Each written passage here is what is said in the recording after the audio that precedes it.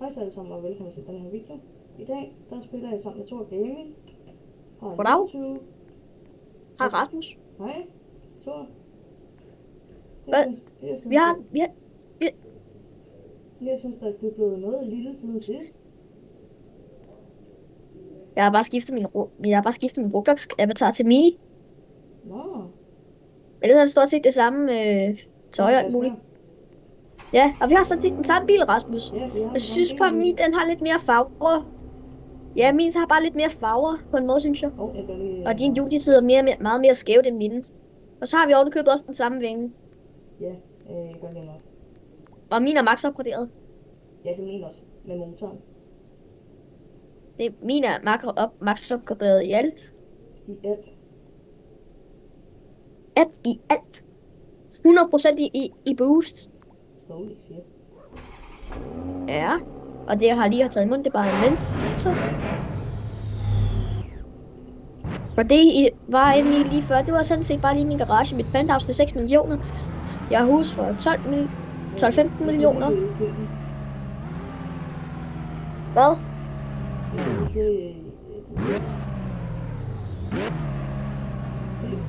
Ja.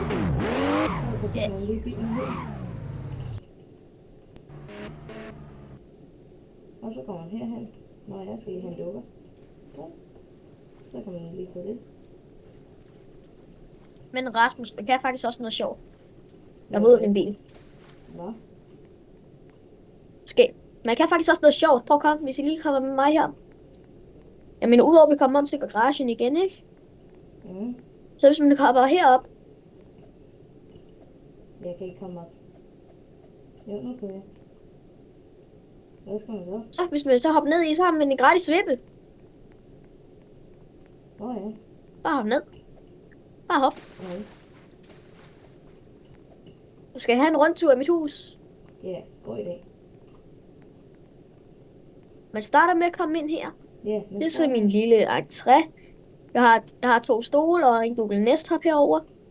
Google Nest Hub. Nå, den som jeg også har. Og så har jeg et billede af mine 2 hunde. Mine 2 hunde? Ja, det er bare lidt af et random billede. Så har jeg en stol her og en lyskontrolle. Hvad sagde du? Og så har vi min stue her. Mm. Så har vi min ene stue her. Hey, jeg kan ikke trykke. Ja, det er sådan en tv-stue, hvor jeg sidder. Hvis vi lige tænder det. Det er bare sådan noget, jeg plejer på kørende. Så kommer vi herover til, hvor man spiser aftensmad. Mm.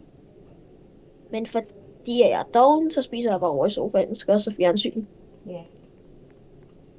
Det er lidt trist at spise alene. Ja, Så hvis vi så kommer herover. Ja, herover har vi køkkenet. Ja. Og så kommer herind, så har vi mit poolbord. Og så har vi min anden stue her. Mm. Og det er til fjernsynet. Okay, hey Google. Bare det samme, der kører igen. Nå, det kunne være virke. Så har vi et billede af min forældres hund herovre. Lidt bøger. Ja. Og så... Udkig til min McLaren. 695. Nå, lad os gå videre. Ja, hvis vi så går ovenpå. Så er det første der her. Det er så mit YouTube-studie. Det her, hvor jeg laver alt min green screen. Her er mit lille backing. Ja. Yeah. Og så... Så har vi min computer herovre, hvor jeg optager alle mine gaming-videoer. Mm. Så har vi nummerpladen fra min første bil. Mm. Som der garanteret var en Supra. Mark 4. Det må vi faktisk se. Og det var en... det var en Nissan 350Z. Ja. Hvis vi så går herind, så har vi mit toilet. Mm. Hvor der selvfølgelig er badekar. Mm. Og hvad skal der så, når man går hen? Ja, og den her, den fører bare ind til... ja. Den der fører bare ind til mit studie. Og så, hvad med den her der? Hallo, hvor er du? Den fører bare ind til... Soveværelset? Mit soveværelse. Mm. Og så herude har vi min balkon. Hvor? Og herude. Ja, der har jeg to stole. Og hvis man så lige går herover, så har jeg min sofa, så jeg kan sidde og kigge på mit springvand. Og det var sådan set alt for huset. Eller jeg mangler lige at vise lidt. Det skal jeg bare ned under. Bare hop ned udover. Jeg har faktisk også en dør her. Hvis man så går den her vej, så fører det op til min pool og basketbane. Ja. Hvis man så går... Det er helt ned for enden. Og så lige i dørgas i bunden igen. Ja, og så har vi mit liggeområde herovre. Nå, det er. Lidt husblade. Og så, hvis man så kommer herned, Hvor er det? og hvis man så kommer herned, hallo, bag dig. Prøv at komme. Ja. Hvis man så lige kommer med herned, ikke? Så hvis man går ned igennem den her sti, kommer vi til min udstue. Og så er en pejs her. Hvad fanden? Der er en, der er kommet ind til serveren. Ja, jeg smider ham lige ud. Godt. Og så har vi mit springvand her, og det er stort set alt på mit hus. Men jeg tænker, skal vi ikke lige trille en tur engang? Ja, god idé. Og det her hus, det koster 6 millioner. Og jeg har hus for over 15 millioner, og jeg har biler for over 45 millioner. Jeg er en god multimillionær i det her spil, kan man sige. Det er Rasser, prøv lige at køre helt op i røven på mig. Prøv lige at køre op i røven på mig. Er du klar? Ja. Farvel. Det mangler lige et lille.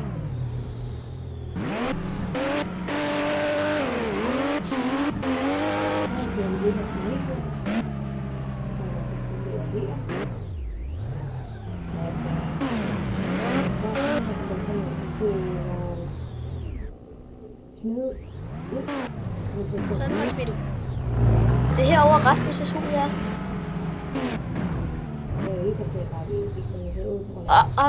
Og til jer, der ser med på Rasmus' video, jeg har smidt en kommentar nede under videoen, hvor man så kan, hvis man så trykker ind på kommentaren, der står 2_gaming 11, og hvis man trykker ind på den, så kommer man til min YouTube-kanal. Yep.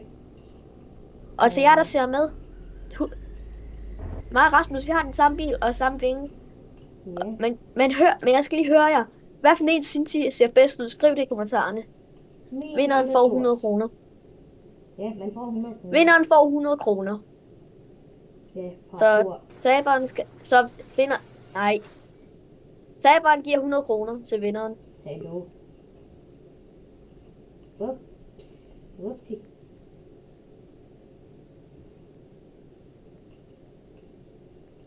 Så den her version, der er du. Ja. Nej, det er kun også to. Nej. Jo, det er kun også to, der er inde på serveren nu. Ja. Så... Nå, skal vi køre ned til shoppen? Ja, jeg spiller på min privat server. Ja, vi spiller på to privat server.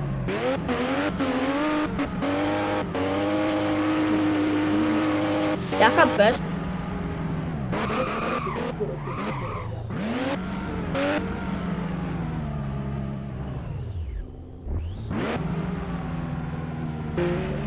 Vi skal lige se, om bilerne kan komme.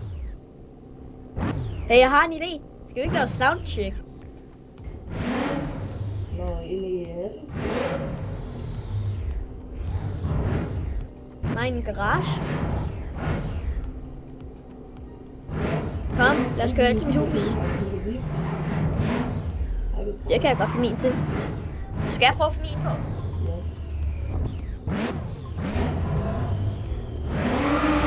Hey, kør væk. Kør væk.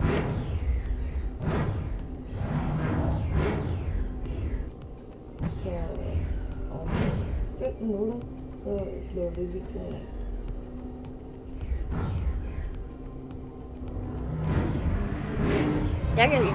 Jeg kan faktisk selv ikke komme på. Jeg prøver lige med den her.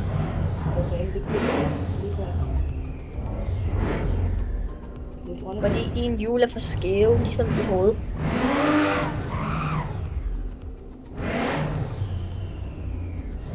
Nå, men lad os køre hen til min garage og så lave noget soundcheck. nej, vi skal lige se, hvad der kommer ind på mappet. Der er lige kommet sådan nogle her lastbil ind på mappet.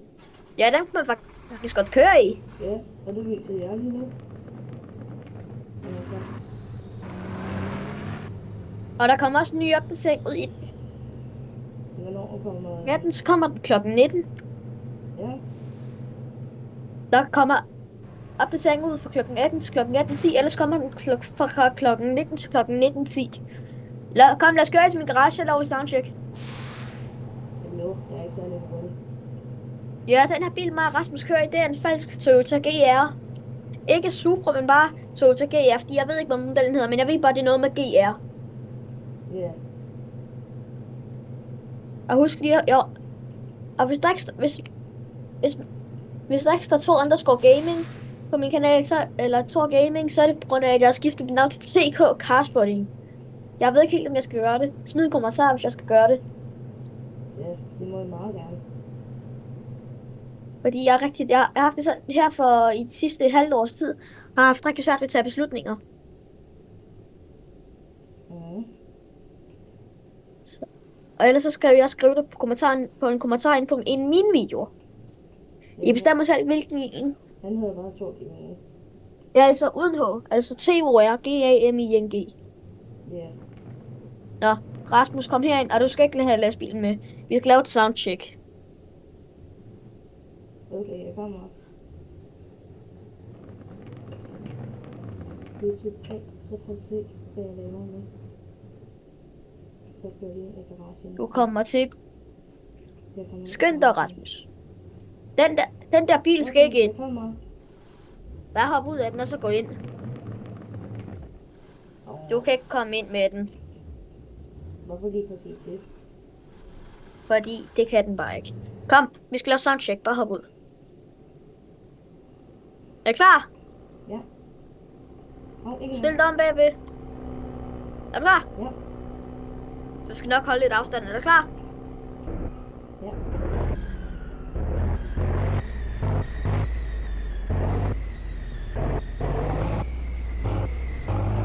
Det her er godt.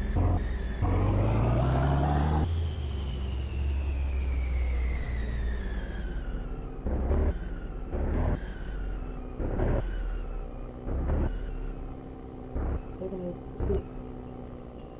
Thor, hvad har du lavet i bilen? Jeg synes, at vi har fået sprunget lidt af en bombe med blå. Det synes jeg. Det er så blålilla, men okay. Ja, men inde i kabinen, der er det blot. Nå, men den er blålilla for min. Jeg kan prøve at køre den ud i solen, skal det? Ja. Så fjerner jeg Skal I se, at det er bare blålilla? Ja, det er min nyt.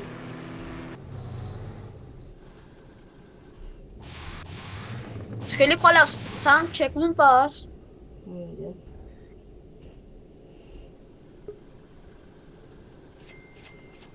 Her, soundcheck udenfra.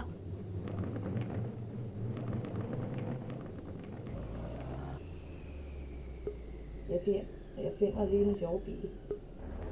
Den her. Den her er jeg aldrig for stor til at komme ind i garagen. Jeg tænker også, skal vi ikke også lave en lille gennemgang af, hvad der holder inde i min garage? Jo. Jeg kan fortælle, hvad bilerne er, hvad for en bil det er, og hvad bilerne koster. Ja. Det er jo da en god parkering, ikke også, derude? Hvis vi starter. Toer. Tiden, den er Hvad? vist stikket af. Hvad for en? Tiden. Der er gået 15 minutter. Men din første game video, den var altså også næsten en halv time lang. Jeg skal... Hvor lang tid skal jeg gemme videoen være? Vi starter herfra så. Til vi er færdige. Ja, til start, det er en McLaren 11. Det er man kan ikke få noget tag til den. Og man kan godt få en forbud til den, hvis man har 300.000 i spillet. Og den kommer fra McLaren-pakken, som jeg kan ikke huske, om den er blevet fjernet eller ej. Men den kommer fra McLaren-pakken i hvert fald. Mm. Og det her, det er en Porsche. 918 Spider. Ja, hvis jeg lige hurtigt... Ja, jeg kan lige hurtigt prøve at spawne den ind, fordi jeg kan ikke vise, at... Nu prøver jeg lige hurtigt at spawne den ind. Grunden til den her Spider, det er fordi man lige kan åbne for taget. Ja. Og hvis vi så går herover, det her, det var en limited bil. Den koster næsten 9 millioner. Den koster 8 millioner og 900.000. Det er en Hennessy Venom F5 Revolution Roadster. Jeg har, det er serial number, jeg har. Jeg har serial nummer 8711. Det er mit dørnummer, jeg har købt den i, og den koster...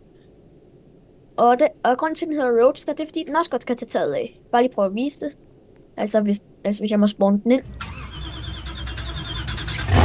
Det er et lille soundcheck. Skal vi ikke det? Ja. Lille soundcheck. Men grunden til, den hedder Roadster, ikke? Ja. Det er fordi, at den også skal åbne taget. Så har vi min Apollo Intensa Esmoniz, tror jeg nok den hedder. Det bliver bare kaldt for Apollo IE. Jeg tror nok det er Intensa Esmoniz. Den skal man få, når man køber VIP-pass til 500 Robux, så får man den her gratis. Det her, det er en gammel Mercedes. Jeg kan ikke huske, hvad modellen er, men den kommer også fra en Mercedes-pakke, som ikke længere er her. Ja. Så har vi herover. Flyt lige den her.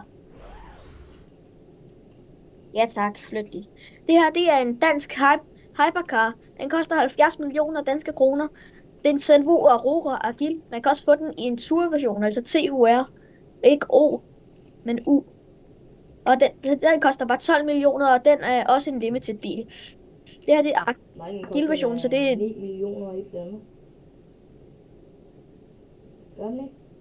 Sagde Tour-versionen, den koster...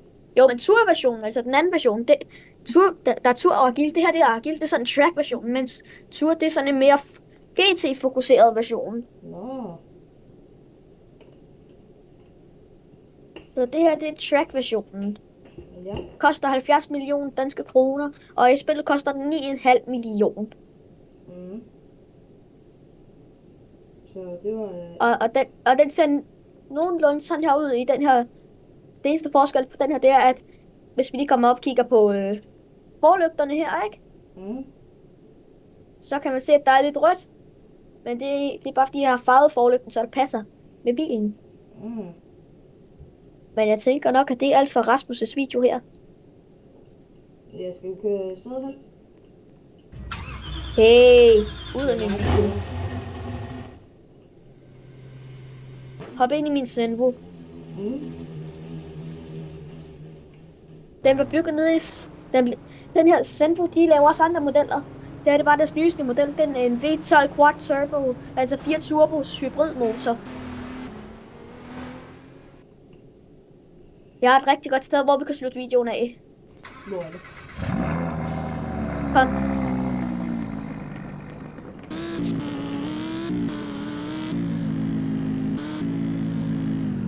Vi skal ind her. Lige heromme.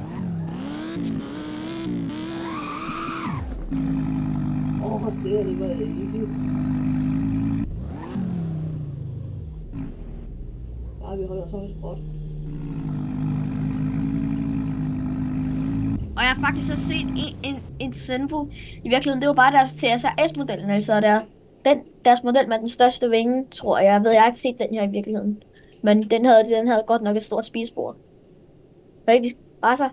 Ja. Vi har lige glemt at gøre noget. Jeg glemte at åbne dørene. Og du har glemt at åbne taget. Så nu har jeg lige gjort det for dig. lige tage en. Værsgo. Hvorfor det? Prøv at tage noget til dyre.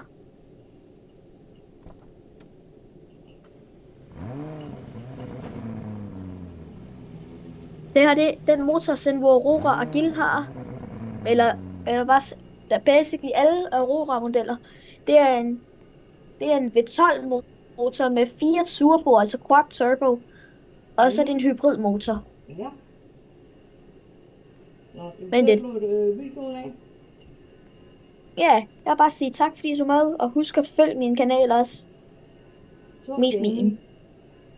Ja, altså TORGAMING. Så vi ses derude.